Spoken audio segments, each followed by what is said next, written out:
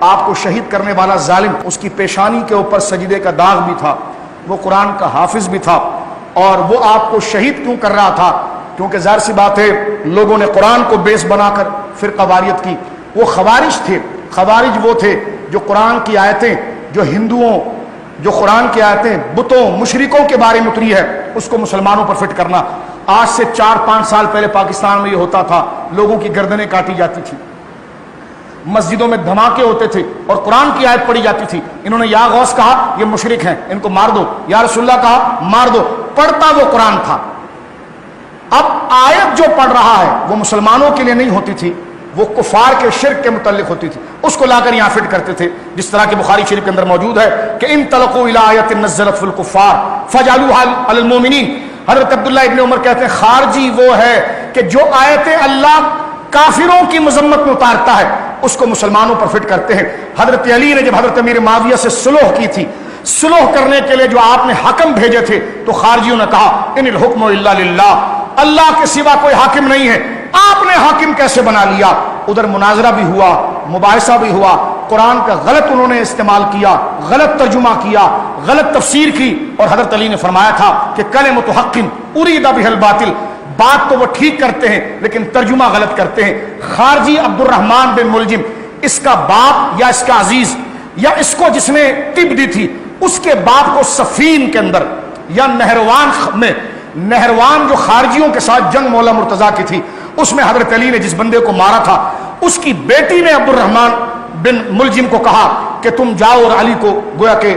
مار دینا باپ کا بدلہ لینے کے لیے، اور رات کا وقت تھا، پوری ٹیم انہوں نے تشکیل دی، انہوں نے کہا کہ ہم مصر میں جا کر پہلے عمرو بن عاص کو ماریں گے، اسی رات شام میں امیر معاویہ کو ماریں گے اور کوفے میں علی کو ماریں گے، کیونکہ ان تینوں کو اگر ہم مار لیا ہم نے تو ہم نے جو عثمان غنی کو مارا ہے تو ہمارا قصاص، کیونکہ یہ وہی لوگ تھے جنہوں نے حضرت عثمان غنی کو شہید کیا تھا، ان کے پول کھلنے والے تھے، ابھی ان کے لیے فیصلہ آنے والا تھا، لیکن انہوں نے ایک اور جنگ چھیڑ دی، حضرت علی کو مار دو، امیر معاویہ کو مار دو، عمر بن عاص کو مار دو۔ اتنے میں خیر حضرت امیر معاویہ کی طبیعت خراب تھی، وہ فجر کے لیے آ نہ سکے، اس لیے وہ محفوظ ہو گئے شام میں، اور حضرت عمر بن عاص وقت سے پہلے ہی آ گئے تھے، وہ محفوظ ہو گئے۔ حضرت علی المرتضیٰ رضی اللہ تعالیٰ کی عادت مبارکہ یہ تھی، سرکار دو عالم نے ایک دفعہ ہمارے نبی پاک نے آپ کی داڑھی کو پکڑ کے کہا تھا، علی اس دنیا میں 2 آدمی وہ ہیں جن پر خدا سب سے زیادہ لعنت کرتا ہے، اللہ اکبر، وہ دنیا میں سب سے شریر ہیں، ایک وہ جس نے اللہ کی اونٹنی، صالح علیہ السلام کی اونٹنی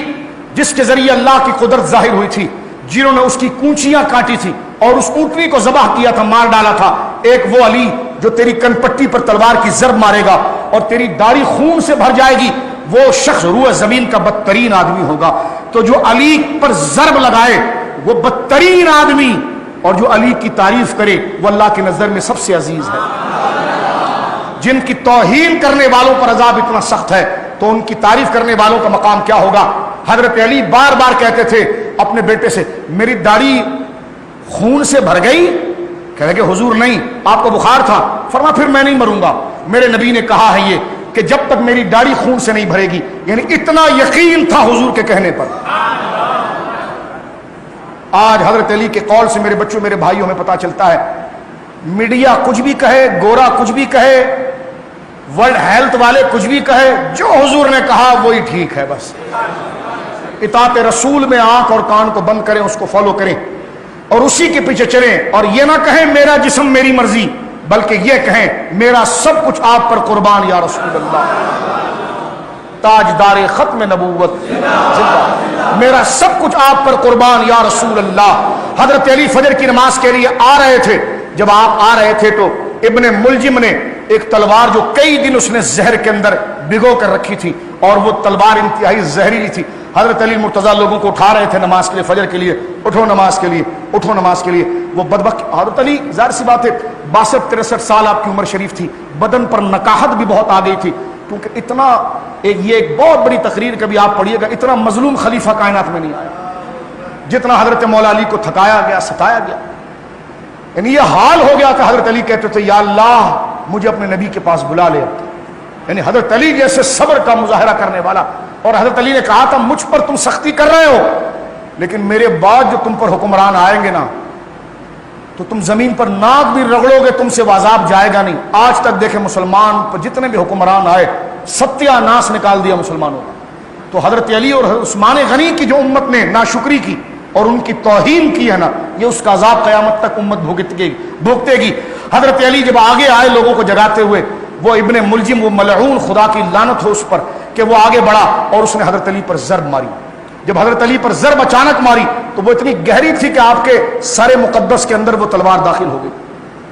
اور آپ پر غشی طاری ہو گئی۔ آپ کے ساتھ ایک یہ روایت ہے کہ آپ مسجد کے مصلے پر تھے جب اس نے صف میں چھپ کر تلوار رکھی تھی اور آپ پر حملہ کیا تھا، اور خون آپ کی داڑھی پر آیا۔ آپ جب پیچھے آئے تو حضرت امام حسن نے آپ کے سر کو اپنے سینے پر روکا اور آپ کو زمین کی طرف لایا۔ ایک روایت ہے کہ راستے میں ہی آپ پر وار ہوا، امام حسن نے آپ کو ہاتھ میں لیا، آپ نے اسی حال میں کہا مجھے نہ دیکھو، فجر کی نماز کھڑی کرو، مجھے نہ دیکھو، فجر کی نماز کھڑی کرو اور اس ملعون کو پکڑو۔ جب ابن ملجم کو پکڑا گیا، فرمایا اگر میں زندہ رہا تو میں اس کا حساب خود کروں گا، اگر میں چلا گیا دنیا سے تو میرے قصاص کا حساب اس سے لے لیا جائے۔ حضرت علی المرتضیٰ رضی اللہ تعالیٰ کے سامنے جب اس کو باندھ کر لایا گیا، حضرت علی نے فرمایا میں نے تم پر احسان نہیں کیا تھا، میں نے عدل نہیں کیا تھا، میں نے تمہارے ساتھ انصاف اور میں نے اپنے سکون کو تم پر قربان نہیں کیا تھا۔ وہ سر کو جھکا کر بس اتنا ڈھیٹ تھا، سر کو جھکا کر وہ یہ کہتا تھا کہ میں نے جو کیا وہ بہتر کیا ہے۔ اور حضرت علی کی زبان پر یہ جملے ہوتے تھے فَمَن يَعْمَلْ مِثْقَالَ ذَرَّةٍ خَيْرًا يَرَهُ وَمَن يَعْمَلْ مِثْقَالَ ذَرَّةٍ شَرًّا يَرَهُ۔ اور اس وقت ابن ملجم کو گویا کہ حضرت امام حسن مجتبیٰ یا کسی اور نے اسے واصل جہنم کیا اور اس کو مارنے کے بعد اس کی لاش کو گویا کہ چٹائی میں لپیٹ کر ایک آگ میں جلا دیا گیا۔ اور حضرت علی المرتضیٰ رضی اللہ تعالیٰ نے 21 جو یہ رات تھی، ایک دن یا 2 دن اس تکلیف کو برداشت کرنے کے بعد آپ نے جام شہادت نوش فرمایا۔ اور یہ اس عظیم ہستی کی شہادت تھی کہ اتنی بڑی ناشکری تھی، اللہ اکبر، کہ پھر اس کے بعد ایسا حاکم تو حاکم، ایسے حاکم کا کوئی 5% والا بھی شخص دنیا کے اندر مسلمانوں کے اوپر نہ آیا۔ لہذا سبق میرے اور آپ کے لیے یہ ہے کہ اگر آپ کو کوئی عزت دار بندہ مل جائے نا، قدر کرنے والا بندہ مل جائے، آپ کا لحاظ کرنے والا بندہ مل جائے، کبھی اس کی بات کوئی بری بھی لگ جائے نا تو تھوڑا کڑوا گھٹ پی کر سمجھ کر پی جایا کرو، اس کو نقصان نہ پہنچایا کرو، اس لیے کہ ہر بعد میں آنے والا بہت خطرناک ہوگا، بہت خطرناک ہوگا، بہت خطرناک ہوگا۔